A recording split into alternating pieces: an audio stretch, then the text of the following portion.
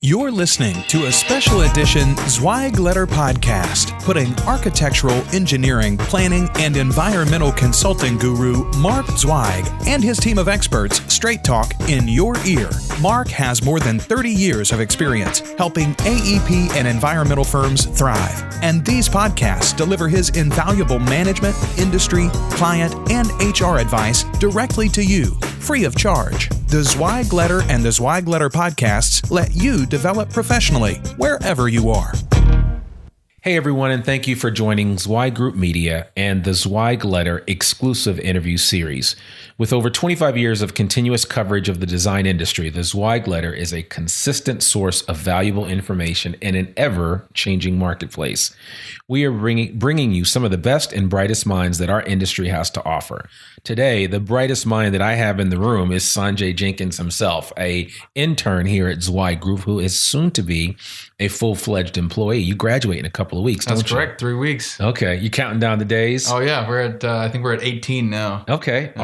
Awesome. Well, that's exciting. Well, yeah, we Sanjay is an outstanding young man and quite talented and gifted. And so we've pulled him into the podcasting booth, and we are going to get his expertise. And a lot of you might be saying, well, Sanjay's never done anything in the design industry, but that's okay, because you and I both know that these millennials nowadays, which he is a part of that generation and that group, are much more advanced than many of us were at the same age. So I'm excited to have Sanjay join me today, and we're going to talk, and we're going to actually do something a little different than what we've done in the past.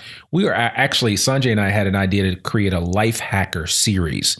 Some of you have read the Life Hacker book and have kind of, there's all kinds of programs and videos and how-to tutorials about how to hack your life and how to get the most out of a 24-hour day. And the one thing that we all know that we can't get back is time, right? I mean, there's no amount of money that we can't make, but time is that one commodity that is so precious that we just can't get it back. Right. And so today we hope to kind of share with you some ideas and some tips and tricks from a life hacker perspective that might help you to, kind of figure things out and see what's next. So, let's kind of go from there. And we're going to talk about some of the apps that we use and some of the other technology that's available, and then we're going to go from there. And we're going to come up with some other ideas. We're going to talk about health and wellness.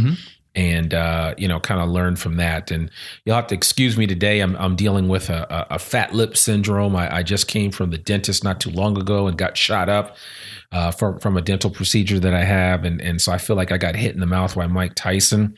And, it's one of those things where I'm going to have to overcome it. So I'll be okay. And I'll persevere through this one. So anyway, so Sanjay, why don't we talk about specifically, one of the things people are always asking me, well, how can I hear the podcast? How can I listen to it? Yeah. What are some of the best ways to listen to podcasts? And I know that I've always discussed, obviously going to iTunes where you can subscribe to the Zweig Letter Podcast.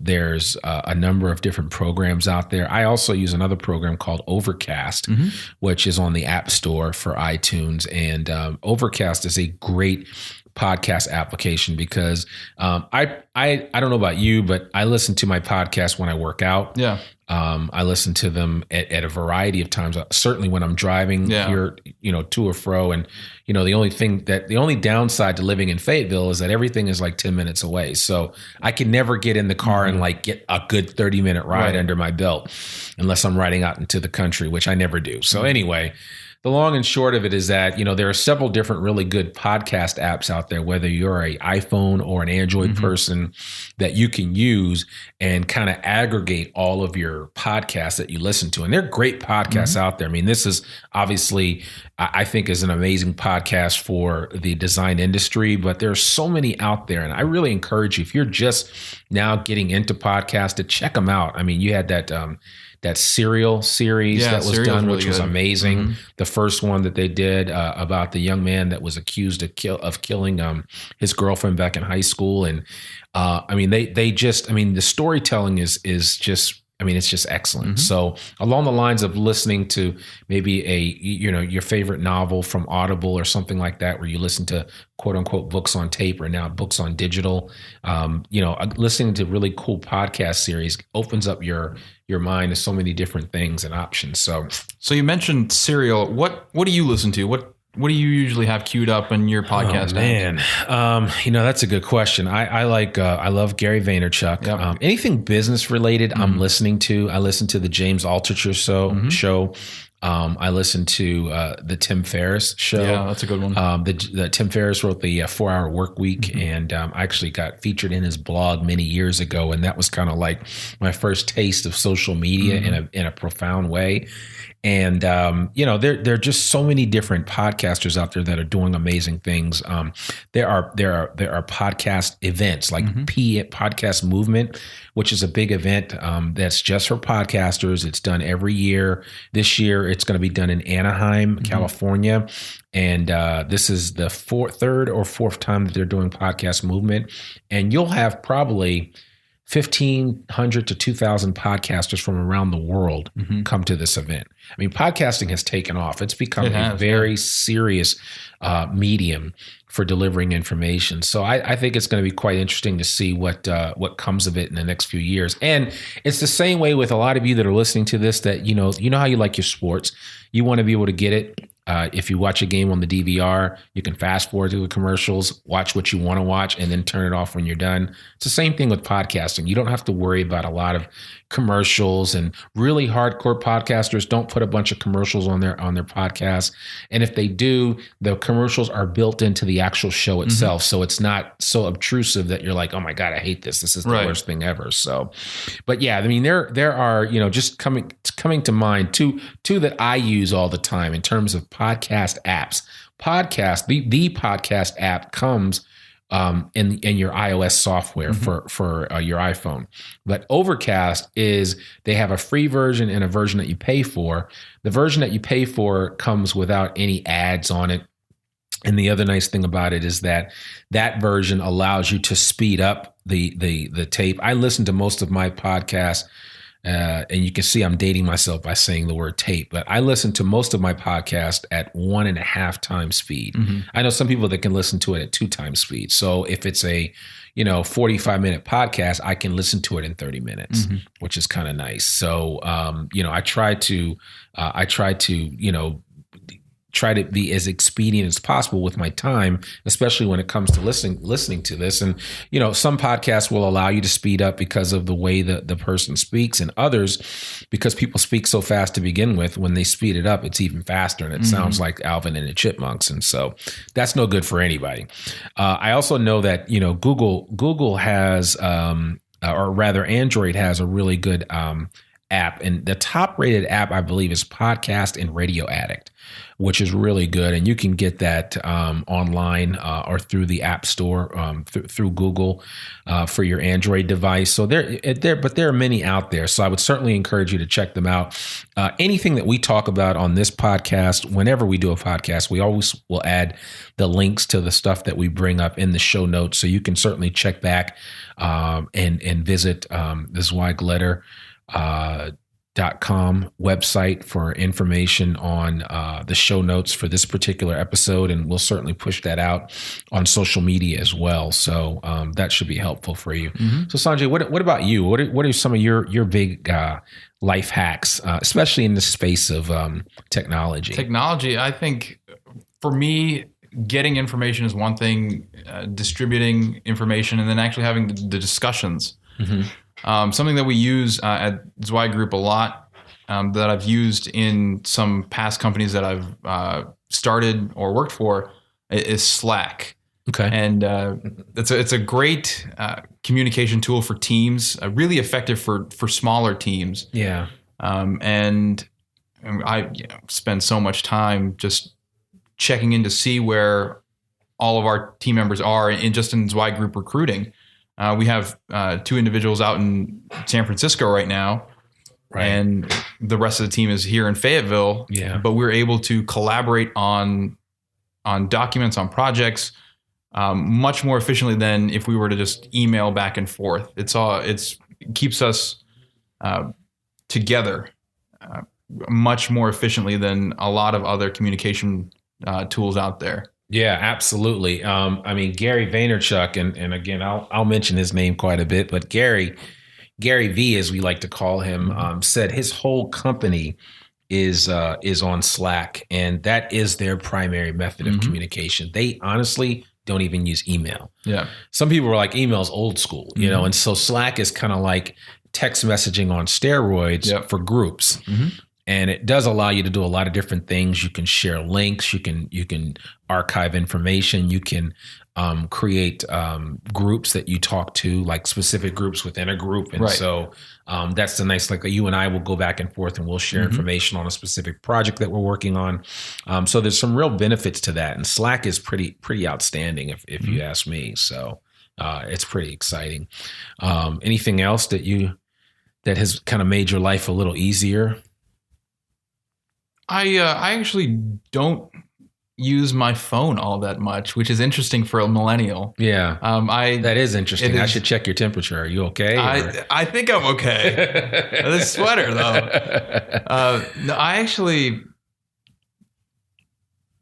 keep things pretty simple for the most part. Yeah. And I think as I get busier, that'll definitely change. Something that I've found a lot of value in is having a good calendar app. Yeah. Like the GCal is really useful. Yeah.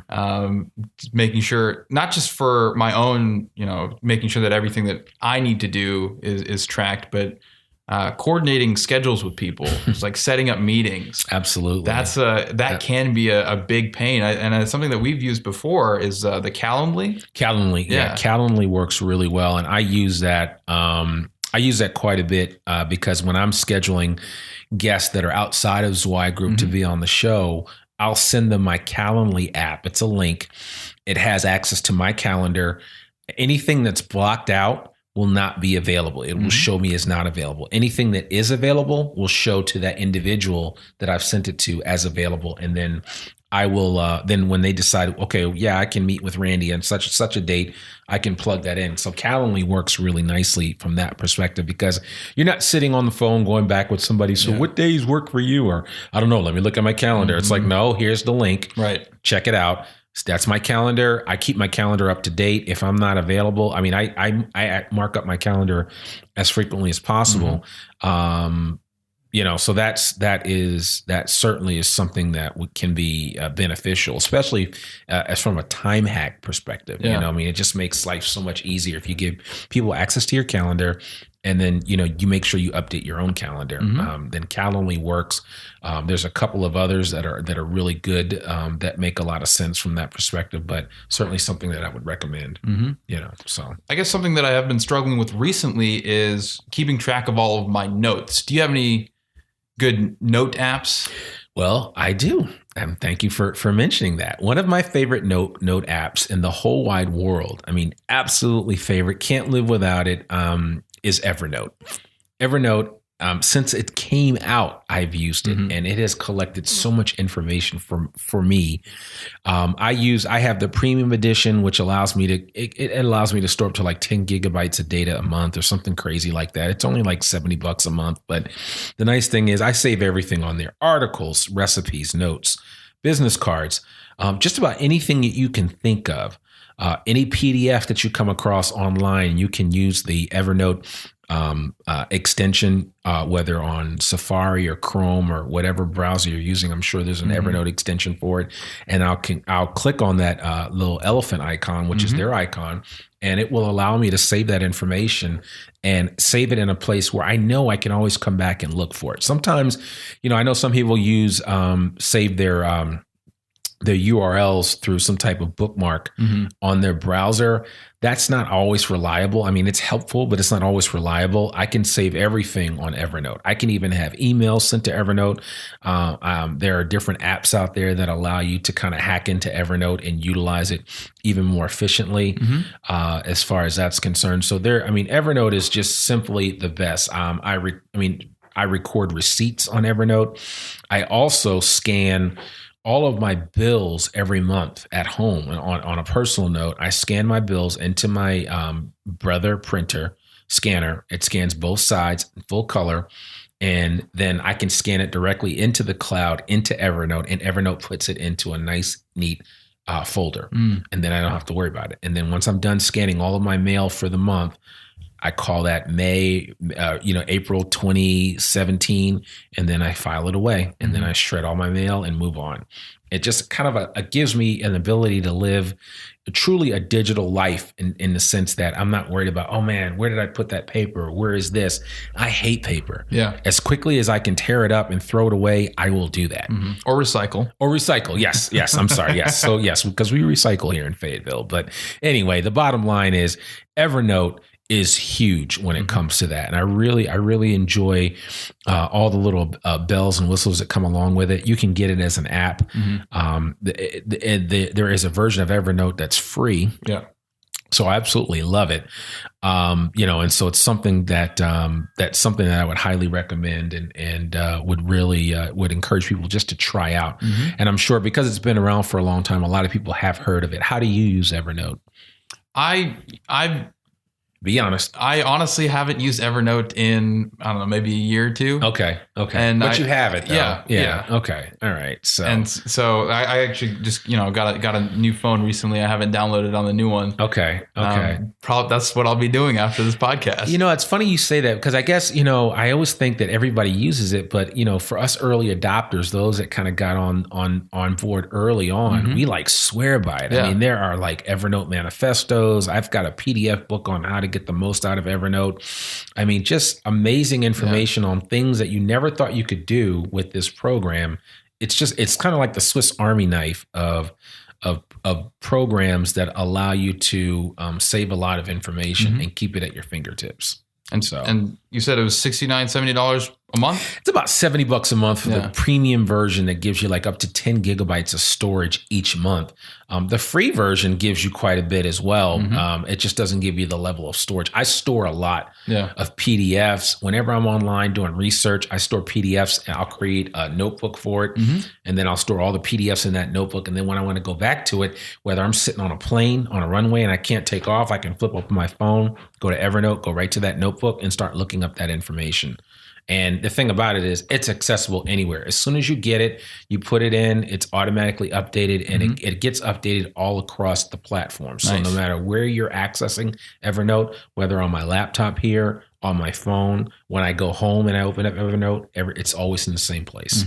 So that's kind of cool. That's great. Yeah, that's one of the benefits of it. But yeah, I absolutely love Evernote and would encourage anyone that wants to kind of get control of their lives, especially with all the papers that we deal with. And I know with engineers and architects, they deal with a lot of information. This is something that could be very helpful to them. So yeah. So it works out. The other thing I do want to mention, especially for those of us that are road warriors that are on the road traveling, expenses. I'm still looking for an app that literally, I honestly would rather not even be handed a receipt. I would rather have the option of sitting there and this, I maybe be giving somebody an idea, but sitting there and scanning a barcode at the register that automatically sends my receipt to my phone. And then it would link up with a program like Expensify, which is what I use to keep track of all my expenses when I'm traveling. If I have a hotel bill, when it comes in from Marriott or Hilton or whomever, that bill comes to my email and then I forward it to my email for Expensify and it automatically gets sorted properly. So you actually have an email account set up for it. So Expensify gives you an email address. Okay. That's yours. And when you get anything that's sent to you, whether it's a flight, a hotel, or anything with a receipt attached to it, you forward it to that email address and it automatically gets sorted and put into whatever folder you want it to go into. Oh, wow. And so what I generally tend to do with Expensify, and this is exclusively to Expensify, but there are other programs out there that do that. This is the one I can speak to with some knowledge, is that before I go on a trip, and also at the beginning of every month, I create a folder for the month. Then I create a folder for every trip that I take. So if I take 2 trips in a month, I have 2 folders in there, plus my one folder for, say April 1st to the 30th. Any of my normal expenses go into that April 1st to the 30th. But if I have 2 trips, when I take that first trip and book that ticket, I send that Delta receipt, because that's all I fly is Delta. But anyway, that's a whole nother story. I send that Delta receipt directly to Expensify. And then any receipts that I get during that trip, I take a picture of them instantly right in the Expensify app on my phone. I throw those receipts away. When I get back, everything's nice and neat. It's all bundled up into one PDF that has everything there. I send it to our Brianna in our office here, who handles all of our accounting and everything. And she's terrific to get this stuff over to our clients. And we get it out to the clients right away. So the idea here is that certainly for those of you out there that are being reimbursed by your clients for travel expenses or anything like that, you want to get reimbursed for that as quickly as possible. So part of what Expensify makes my life a lot easier from that perspective, and it allows me to get comprehensive information to the people that need it as quickly as possible. Very good. Yeah. That's something interesting. I've noticed just being around the office and just hearing stories that a lot of people don't get those receipts out. They don't put in just a little bit of effort that it takes to get reimbursed for that. No. Probably not. And we sometimes are our own worst enemy when it comes to that. And I'm not going to toot my own horn. I think I'm pretty quick when it comes to getting my receipts out, because again, at the end of the day, everybody that's listening to this podcast understands that you don't get paid until you get a bill out. Right. You got to get a bill out. One of the biggest challenges that we see in the design industry is the accounts receivable, right? I mean, your ARs are off the charts. Yeah. Here, in the design industry, the numbers are astronomical. So when we run across a firm that their ARs are below 50, we're like, oh my gosh, what are you doing? Yeah. Our ARs are below 30 because Mark Zweig would never hear of it being anything more than that. It's almost fundamentally, it's almost, it should not be allowed for your ARs to be out of whack if you can't get control of them. And part of that is just, utilizing the technology that's available to you to get that information out there. Just because, Mark always says this, and I'm going to go off on a little design industry tangent, is that just because you've always only sent your bills out on the 28th of the month, well, heck, if we incur expenses on the 10th, I'm not going to wait 18 days later to submit a bill. I'm going to submit the bill when we incur it, and then we'll go on from there. Now, I understand that maybe there's some rationale behind waiting, but the reality is that you do so at your own peril, and firms wonder why their ARs are off the charts. I mean, I've seen firms where their AR is like 110 days. They're like, well, if we can get it down to 108, then we'll be in good shape. And we're like, come on, really? Those 2 days make a huge difference. Yeah, it will make a huge difference, right? I mean, you need to be cutting that in half and then some, right? And so whenever we see firms whose ARs are below 60 in the design space, we're like, okay, these guys are doing something right. And I understand that you deal with certain vendors that will only pay after a certain period of time, but why become the bank for somebody else if you don't have to? Yeah. Right. So, I mean, that's just something that you want to avoid. Very good. So, yeah. So what else are you thinking about? Any other apps? I've spit out a few that I think are really cool, but what are your thoughts? Not a whole lot on the app side, so this is something I've been doing recently. This might be useful for people who are posting links to things. Okay. Bitly used to shorten URLs. It's pretty common across the internet. Right. If your firm is on Twitter or Instagram, and here we go. Like, if your firm isn't on Twitter or Instagram, something's wrong. You better be, getting on that very soon. Right. And you're welcome to hit me up. I'll help you out. You have a long link. Use Bitly to shorten it. Really helps on Twitter when you have, such a tight limit on characters. Right. If you I've always wanted to know where traffic comes from using a Bitly link. Yeah. And so I was reading Tim Ferriss's book, The Tools of Titans. This is his latest book. And I found sits by my bed. Yeah, absolutely. Same. It sits by mine as well. It's bedtime reading. There's always something you can learn from that. That is like the ultimate life hack guide. And the funniest thing about that is essentially that book was born out of his podcast. Yeah, it was. Completely. That's all it is. I mean, he interviewed everybody and then some. Arnold Schwarzenegger, Pavel Tsatsouline, oh my God. I mean, just Gloria, what was the woman that started Huffington Post? Help me out here. What's her name? Ariana Huffington. I was about to say Gloria Steinbeck, but that's definitely not that's not what I'm talking about here. I mean, he basically took and distilled down all of the wisdom and knowledge that all these people shared on this podcast into this tome that's as thick as a baby's head. It really is. And it's really good. It is It fantastic. really is really good. So, I mean, that's on my nightstand, that and a couple of other books that I Gary Vaynerchuk, of course. Yeah. So jab, jab, jab, right hook. But that's a topic for another day. But the long and short of it is that Tools of the Titans is a really good book. Yeah, definitely worth picking up. Really, really good book. And so within this book, I found if you add a plus sign to the end of a bit.ly link, it'll take you to a special page that shows you where traffic is coming from on those links. Yeah. And that's really useful from a marketing perspective. You want to see where the attention is, and you want to be able to utilize those channels much more effectively. You also want to look at what your weaknesses are and say, maybe there's something that we can do here. If we tweak a little bit here, tweak a little bit there, we'll get better. Usually, though, we're playing by the Gary Vaynerchuk standards of playing to your strengths. Yeah, exactly. Exactly. But just having that data, having that information is really useful. So the next time you use a bit.ly link, you can go and find any bit.ly link and put a plus sign and, get this report. It's right. Easily accessible. Yeah. And I think, that would be helpful, especially for those of you that are out there that are trying to get out information on a project that you're working on or something that's a public facing where you want to kind of see where who's really looking at this information. That would be very helpful. But certainly if you are posting anything on Facebook, Instagram, Twitter, use bit.ly when and where possible, and keep track of everything that you create a link for. We do that here at Zweig, and it's definitely indispensable. So good idea. Good idea. Anything else? This is just a fun one that I'll throw out there. Okay. Whenever I go to the movies, sometimes I have to go to the bathroom. Of course, and as I don't we all miss, do. Yeah. At the worst times ever. Exactly. So, yeah. So there's this app called Run Pee.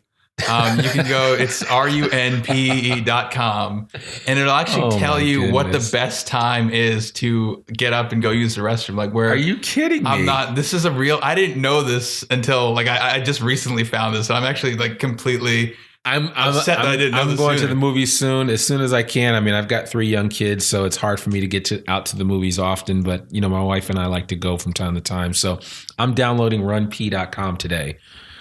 Because that is going to be life changing for sure. At least for my bladder. Right, exactly. When I'm watching a movie. I love that. Yeah. That's good. That's good. You guys listening to this can thank us later. Yeah, that's right. For sure. What else?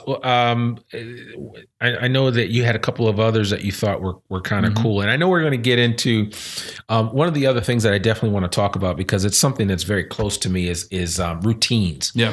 And rituals, if you will. And so I think we might have a whole Life Hacker episode just to talk about routines. And there are some things that I've tried to use to kind of hack my performance. And, a lot of people deal with, well, am I a night person? Am I a morning person? A lot of people say, well, the early bird gets the worm. We've heard that before. So I do want to talk about that. I want to talk about sleep deprivation. I know a lot of you listening to this could probably nod your head and say, yeah, I'm kind of half asleep right now while I'm listening to this podcast because I'm so exhausted. I'm so busy with work. I'm doing 50, 60, 70 hours, and then I got to come home to a family.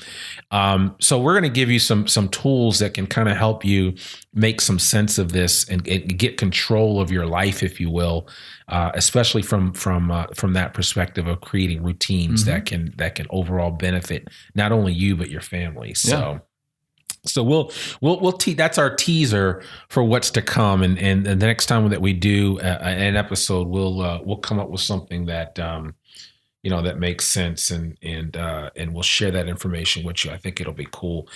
Maybe we should even do an episode on travel too. I know that people are always looking for ways to travel cheaper, even traveling for business, right? Yeah. I mean, I certainly whenever I'm traveling, I'm always looking for the best deal possible, especially if a client is paying for it. And certainly if Zweig is paying for it, we want to save as much money as possible. Absolutely. So it's not about first class and advanced check-ins or anything like that. It's about getting the best deal. So we'll spend some time talking about that. And I know one other thing you had mentioned, and this is just kind of off the beaten path, but you had grocery list as a phone screensaver. Yeah. What's that all about? So this is something that I do on a regular basis. It's been something I've been doing for a while. I have an aversion to paper, just like you. Right. So whenever I have a grocery list, I'll put it in my notes. Okay. And when I'm shopping, I don't like having to unlock my phone and then open the notes app. Right. It's too many steps for me. Right. So what I'll do is I'll write down the grocery list on my notes, screenshot it, and then set that screenshot as my phone background. Okay. So I just have to turn on my phone, boom, it's there. It's right there. And then we're good to go. That's genius. I love that. Yeah. So you heard it here first. I mean, the next time you got to go out to Whole Foods or Trader Joe's or whatever is your favorite grocery store, try Sanjay's hack for keeping track of your grocery list so that you can look at it right away. And I think that certainly is helpful, especially if you got your screen lock on. In most instances, you can still see the background and see that image. So that would be kind of cool. Yeah. So yeah, I like that. Okay. Well, good. Well, I think this is a great start to our Life Hacker series here at the Zweig Letter Podcast. We really appreciate you guys taking time to listen to us. And we kind of want to mix things up a little bit because, things can get old after a while, and we could talk about engineering and architecture all day long, certainly, or construction management for that matter. But, we want to mix it up, and we understand too that you guys have a life outside of work. And if there's any way for us to kind of give you some added benefit or just some ideas that come from the folks at Zweig, we would love to share that with you. So we appreciate you listening to the podcast. And as a reminder, all Zweig Group Media programs like this one are available in both podcast and in some instances video format, free for download on iTunes, Stitcher, SoundCloud, and YouTube, just to name a few places. We'd like to thank you for watching this or listening to this podcast by offering you a free copy of the Zweig Letter and a free subscription to Civil Plus Structural Engineer magazine. Just visit freetzl.zweiggroup.com. A link to all of this information, including Sanjay's contact information, will be in our show notes. So if you want to find out about any of the programs that we talked about today, you'll be able to get that information and download it to your heart's content. And listen, folks, I'd be remiss if I didn't say this. We'd love it if you go to iTunes or wherever you tune into this show and give us a 5-star rating. Share this link with a friend. Tell the world about the Zweig Letter Podcast. I'm Randy Wilburn, and I've been joined today with the wonderful and the great, soon-to-be graduated from the University of Arkansas, Sanjay Jenkins, and you've been listening to Zweig Group Media, part of Zweig Group. Remember, we exist to make you more successful. Hopefully next week I'll be back without a fat lip. Bye for now. Thanks for tuning in to this special edition Zweig Letter Podcast. We hope that you can apply Mark's no-holds-barred advice to your daily professional life.